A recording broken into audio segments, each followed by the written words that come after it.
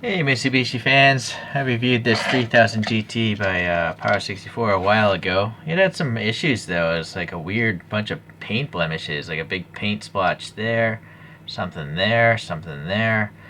So I decided in the back of my mind to get a replacement for this. And so those images behind you are going to give you an indication.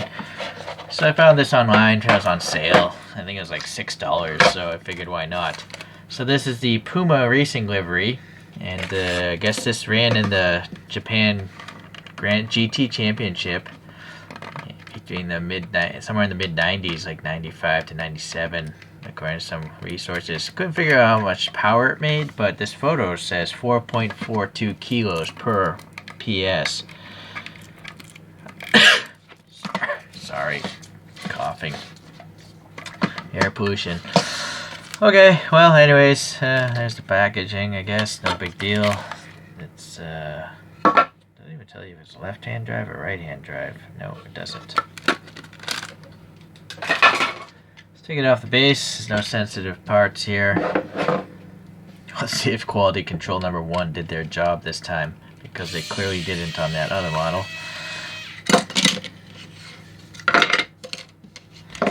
I do feel like that whole crystal box thing is a waste of money. It's so big for no reason. This model doesn't require a box, in my opinion. Alright, well, there you go. There's delivery there. I don't know if these are different cars, but they have different numbers on them, so different races maybe.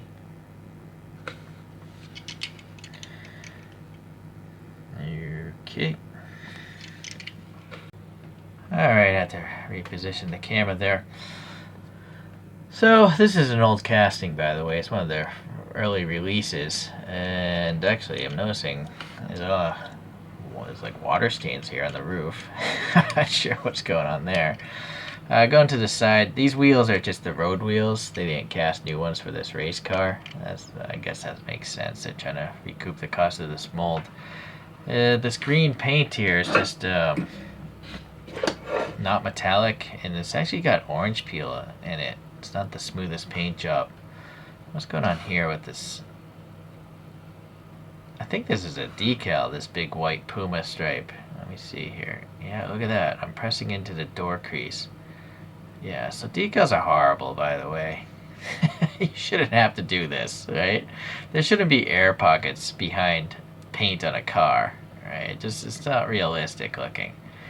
I will say though, for a decal, it's not very wrinkly. I almost thought it was paint. It looks pretty smooth, but as you can see, it's clearly a decal because these air pockets are behind there. So, and I think it just cracked it right there. So that's another reason why decals aren't good. Alright, well, it's safe to assume all these are decals, but there's an orange marker here. Yeah, that is a decal. By the way, you can see the clear border. Orange marker up there. The mirrors, they are rigid, so be concerned if you drop it. It's got the shiny reflective sticker in it though. That's nice. A little raised window split there. Seems okay. Going to the front, we have the clear headlight covers just on the green casting. That's pretty accurate though. I mean, it looks like they're green. Although actually the headlight cover looks like it's painted on the real car. Oh well. The headlights though, I don't see anywhere any silver paint or any plastic pieces, so that's a bit odd. This thing literally has green headlights, so they could have easily put some paint in there. It's very strange. So again, this is an early effort from Para64. I think they've done better nowadays. They're doing better nowadays. The Mitsubishi logo looks pretty good though.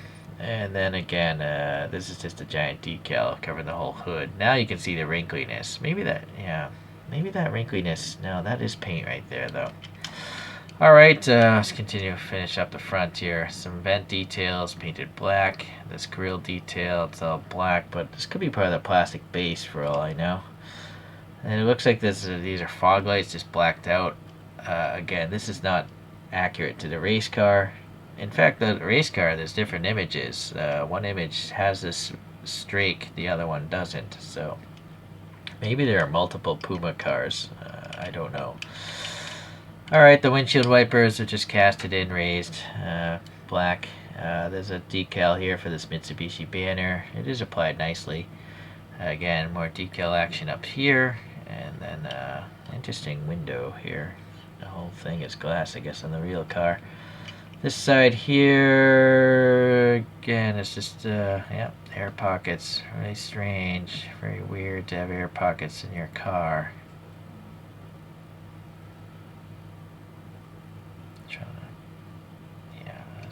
Yeah, crack through right there.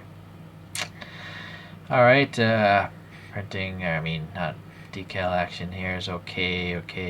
Mirror seems alright. Tires look pretty good. They're nicely rounded and stuff. I like that details in the wheels.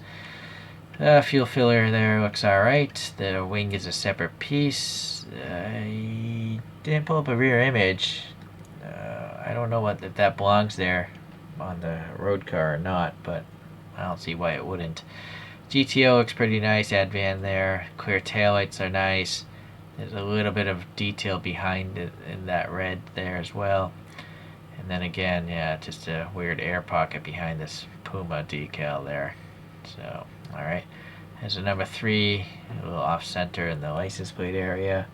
The exhaust tips are just really small, blanked off. That's acceptable being that small.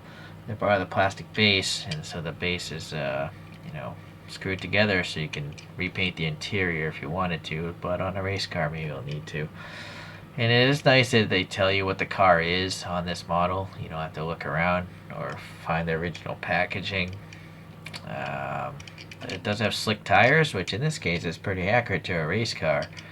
And then Para64s, they I guess are toys because you can roll this around and play with it. It would probably go pretty well down a Hot Wheels track, but I think you'd break off the mirrors. So all in all, it's okay. I mean, for a very early casting, and if you don't mind decals, seeing that wrinkliness and air pockets, I guess it's pretty good. It's better than the first one I have with the weird paint splotches. So, I don't know. I assume, looking at the photos, a real race car wouldn't have this interior. This is just a road car interior. Right, so it's just got the regular bucket seats. The steering wheel is hollow. It's hard to see in there.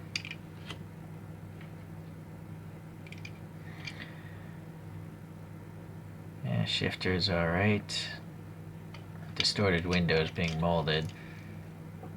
There we go. Yeah, it's hard to see with the distortion. Just standard black molded details for a model of this price. It's acceptable. So really, you just gotta remember, this is a road car that they put the racing livery on. It's not a model of the racing car per se. Alright, let's look at a few other Mitsu racing cars. They're all by CMs. So here's an early Lancer rally car. I think this is the one that ran in the Safari Rally. Unfortunately, CMs doesn't tell you anything. They don't tell you who even made this model, never mind what it is. So I believe this is a car from 1975, by the way. But this is pretty nicely done, even by today's standards. It's got clear lights, at least the main lights, clear tail lights as well, and all the printing is fantastic looking, right? Very cool. No decals. CMs did it right back in the day. Unfortunately, that brand doesn't exist anymore. It's really unfortunate for rally lovers. So here's a four-wheel drive Group B 1984 REC. I think that's a British rally. I don't know if this is a Lancer. I didn't put that note down.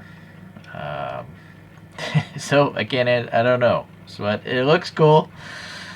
It looks cool. This is a Lancer for sure. It's an Evo 9 from 2005. But look at the yellowing of the plastic wheels. So that's unfortunate. But now CMs, they modeled race cars. That has harnesses in there and a roll cage and all that stuff. So it's very neat. But again, you have to go to eBay and try to find those. So Mitsubishi does have some racing history, mostly in rally racing. Not so successful, I don't think, in the road racing. The 3000 GT was a really heavy car, so it was underpowered and very heavy for its day, at least compared to its competitors like the RX-7. The Supra was a heavy car too. Alright, well, I gotta say, for an early effort by Para64, it's pretty good. But yeah, main problem, decals. It's horrible. We all gotta make comments and suggest to manufacturers that you gotta stop this sort of stuff. I haven't gotten a Para64 of recent with decals, but I haven't bought a racing livery from those guys. They don't do too many race cars now that I think of it. Alright, well, thanks for watching, guys. I'll see you in the next Mitsubishi video. Bye.